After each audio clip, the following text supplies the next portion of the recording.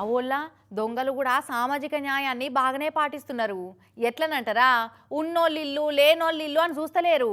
అధికార పార్టీలిల్లు ప్రతిపక్ష పార్టీ లీడర్ల ఇల్లు అని తారతమ్యాలు చూస్తూనే లేరు. చట్టానికి అందరూ సమానం అని చెప్పి పలుకుబడి ఉన్నోళ్లకు ఎక్కువ సమానం, పైసలు ఉన్నోళ్లకు ఎక్కువ సమానం అని అప్పుడప్పుడు చట్టాలే భేదాలు చూపిస్తాయేమో కానీ దొంగలైతే అందరినీ బరాబర్ అరుచుకుంటుర్రు. ఆరే రామచంద్ర, అసలే పదవి లేదు, పార్టీ పవర్ల లేదు, ప్రతిపక్షం నుండి ఎవరి పక్షం లేకుండా సైలెంట్ అయిపోయిన పొన్నాల లచ్చు అన్న సారింట్ల అర్ధరాత్రి కుడికాలు పెట్టి దొరికిన నగలను నగదును పట్టుకొని శంగో బిల్ల అన్నారట దొంగతాసిడిగాళ్ళు. 1,50,000 పైసలు, 1,00,000 విలువ కల్లా బంగారు నగలను బ్యాగుల చదురుకొని పరారైరట. మళ్ళీ ఏనో మారుమూలకున్న ఇల్లు కూడా కాదు, జూబ్లీ హిల్స్లో మెయిన్ రోడ్డుకున్న ఇల్లే సార్ది. ఇసొంటి ఇంట్లో ఇగురంగా వాడి దోసుకపోయిరంటే ఎన్నొద్దుల సంధి ప్లాన్ వేసిండో ఏం పాడో.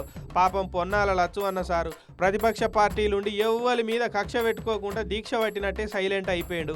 పార్టీలనే ఉన్నడో లేడో అన్నట్టున్న లచ్చు అన్న సారింట్లో పడి ₹1,00,000 ఎత్తుకపోవడు దొంగలకేమన్న పద్ధతేనా చెప్పురి.